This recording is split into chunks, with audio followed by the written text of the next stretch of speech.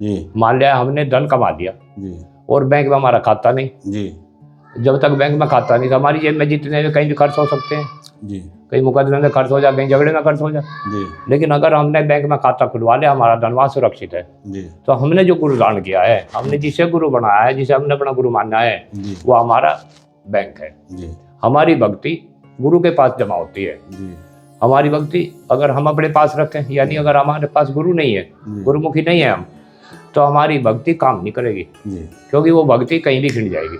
जी। अगर हमने कुछ भक्ति की और उससे हमें कुछ ऊर्जाएं प्राप्त हुई, कुछ शक्ति प्राप्त हुई, और किसी को क्रोध में कह दिया जा साढ़े तेरी टांग टूटेगी, और उसकी टांग टूट गई, तो अपनी तो भक्ति गई सारी। लेकिन अगर वो गुरुमुखी है, हमने गुरु दान कर रखा है और गुरु के द्वारा बताए गए रास्ते पे हम चल रहे हैं, जो हमें गुरु ने दिया है उसे हमने दान किया हुआ है, तो हमारी जो प्रार्थना है, हमारी जो भक्ति है, वो जो है वो बिना मतलब कहीं अपने आप खर्च नहीं होगी। वो गुरु की शरणागत रहती है।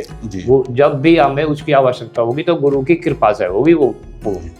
हम अपनी इच्छा से उसे पूर्ण नहीं कर सकते, हम अपनी इच्छा से उसे खर्च नहीं कर सकते। क्योंकि जिस तरह माता पिता है, माता पिता को पता है कि बेटे को फला जगह पैसे चाह, तो वे पैसे दे देंगे।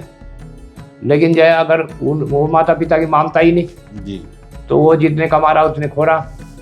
जब वो माता पिता का कहना ही नहीं मान रहा, तो उसने तो पैसे खो दिए।